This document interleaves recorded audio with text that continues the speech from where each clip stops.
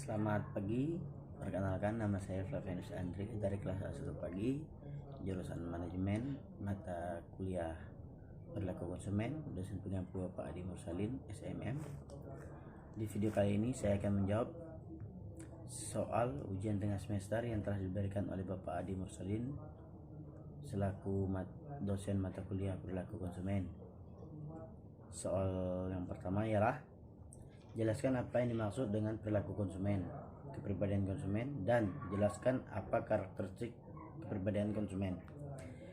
Jawaban saya adalah perilaku konsumen adalah studi tentang bagaimana individu, kelompok, dan organisasi memilih, membeli, menggunakan, dan bagaimana barang, jasa, ide, atau pengalaman untuk memuaskan kebutuhan dan keinginan mereka.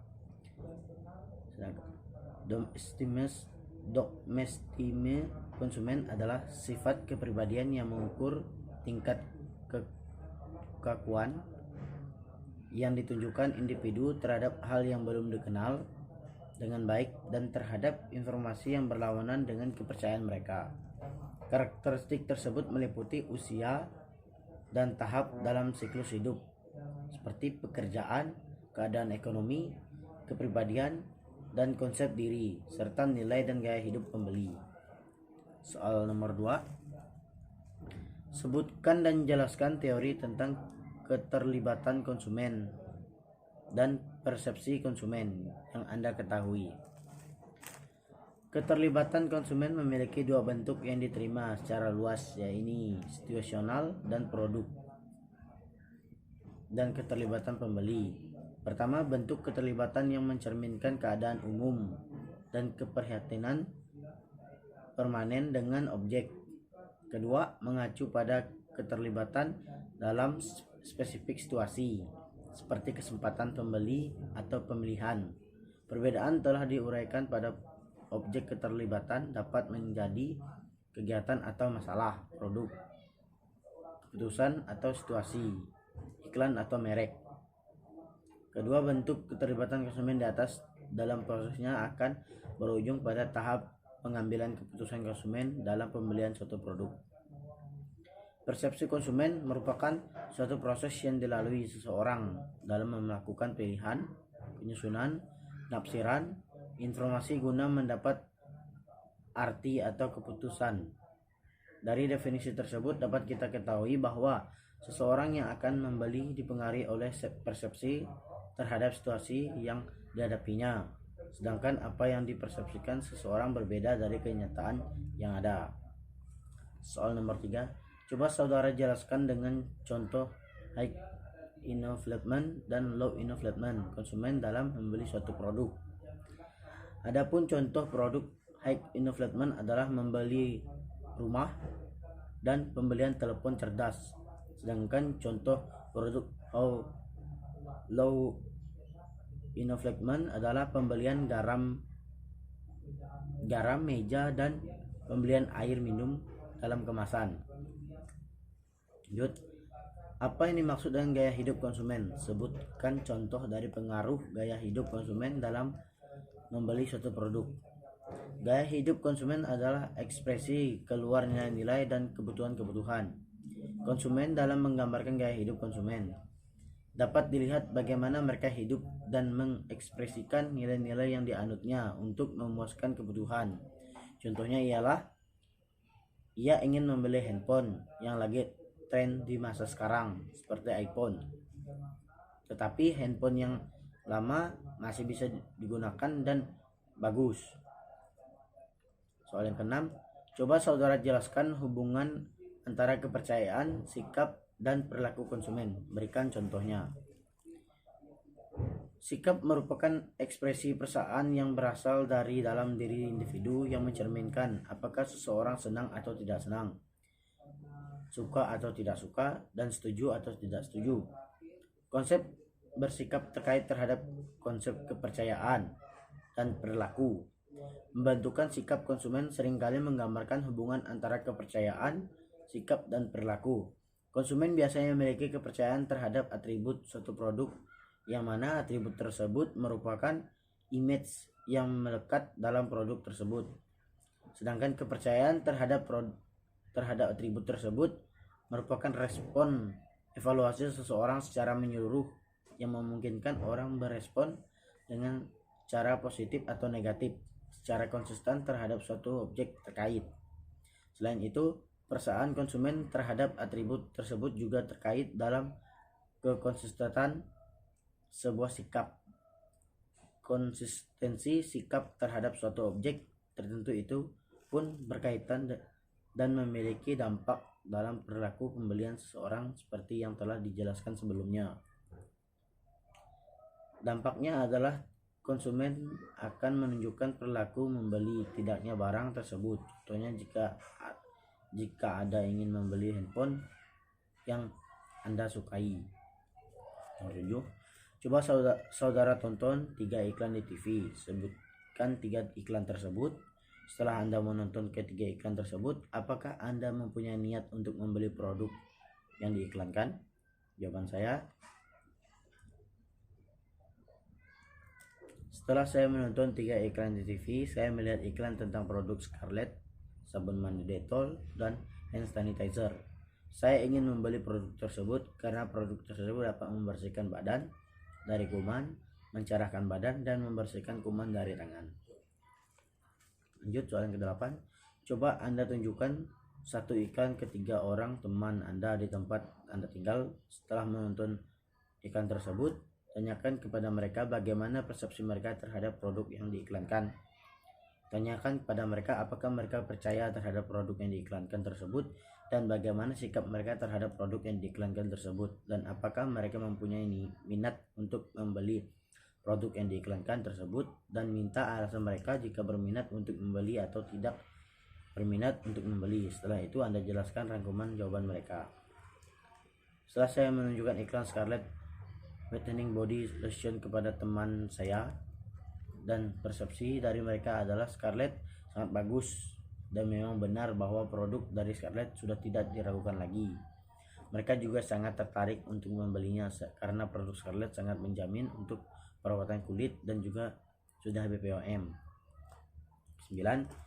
Apa yang diusulkan oleh Daniel Kens mengenai fungsi dari sikap konsumen? Daniel Kens pada tahun 1960 dalam Sumarwan 2003 P138 mengemukakan keempat fungsi dari sikap, yaitu yang pertama, fungsi utilisiran, fungsi mempertahankan ego, fungsi ekspresi nilai, fungsi pengetahuan. Keempat fungsi sikap tersebut bisa digunakan oleh pemasar sebagai metode untuk mengubah sikap konsumen terhadap produk, jasa, dan merek.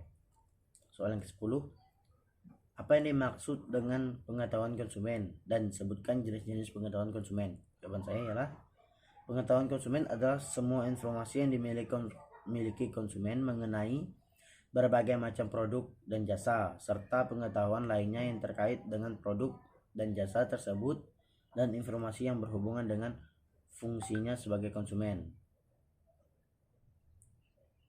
Engel, Bedworth, dan Merritt pada tahun 1995 dibagi 317 membagi pengetahuan konsumen ke dalam 3 jenis pengetahuan.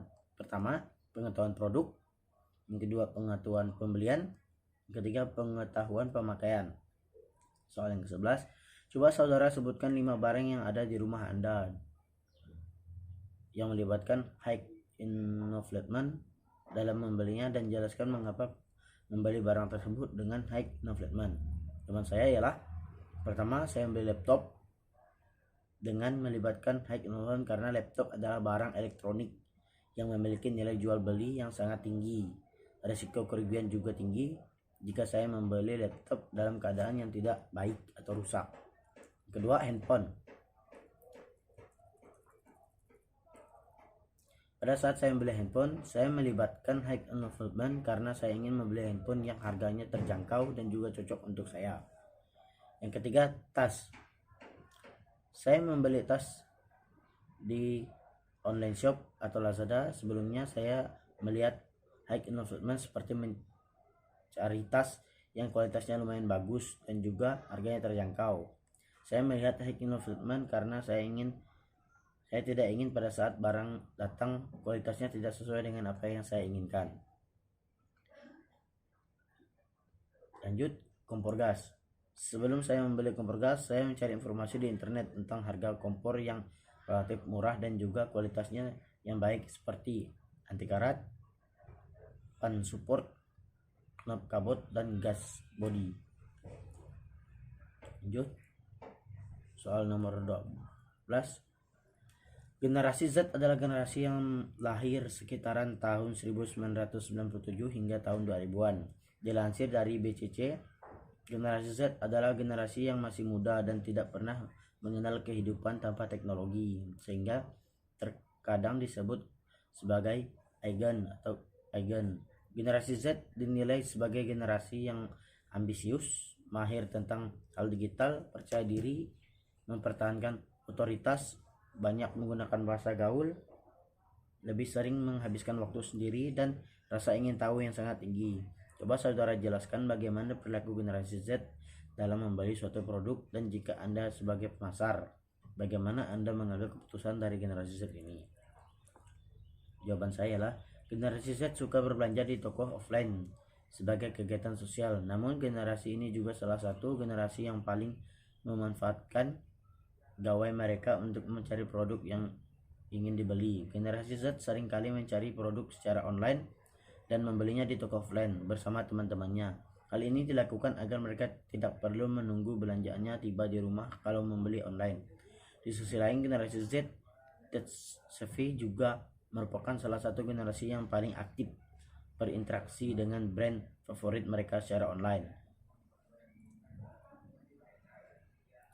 Brand bisa mendekati generasi Z dengan meningkatkan interaktivitas di platform-platform online seperti media sosial. Selain itu, generasi Z juga menuntut kualitas dan kemudahan berbelanja multi-platform. Artinya, brand perlu memfasilitasi transisi berbelanjanya di toko online ke offline yang lebih mudah dan menawarkan berbagai layanan pendukung seperti COD. Bagaimanapun perilaku berbelanja setiap generasi, brand perlu beradaptasi dengan teknologi dan memaksimalkan platform e-commerce untuk pengalaman berbelanja yang lebih baik. Brands juga bisa membuat website toko online murah di Circle Store tanpa coding dan langsung jadi. Untuk mengambil peluang dalam generasi Z ini, ada 5 strategi yang dapat digunakan untuk memasarkan produk generasi Z. Mengutamakan tanggung jawab sosial perusahaan, memiliki interaksi yang berarti, fokus pada konten video, memanfaatkan micro influencer. Lanjut, soal nomor 13. Nilai mengarahkan seseorang untuk berperilaku yang sesuai dengan budayanya. Nilai akan mempengaruhi sikap seseorang, yang kemudian sikap akan mempengaruhi perilaku seseorang. Sebutkan contoh dari nilai yang mengalami perubahan dan perubahan dalam konsumsinya. Misalnya lewat pendidikan, guru sebagai pelaksanaan pendidikan formal berfungsi sebagai perantara dalam suatu proses pewarisan kebudayaan. Melalui guru, aspek-aspek kebudayaan diwariskan dari suatu generasi ke generasi lain dalam suatu masyarakat. Beberapa keterampilan dan kecakapan yang merupakan aspek kebudayaan seperti bahasa, ilmu pengetahuan, keterampilan sosial, dan sebagainya diterima oleh anak lewat proses belajar mengajar di sekolah. Lanjut, soal nomor 14. Sebutkan tugas-tugas yang sudah Anda kerjakan sebelum UTS perilaku konsumen. Jawaban saya ialah yang pertama, video record tentang ringkasan hasil kuliah di Zoom. Nomor 2, video record tentang persepsi for produk high involvement dan low involvement. Sekian video pada hari ini. Atas perhatiannya saya ucapkan terima kasih. Selamat pagi.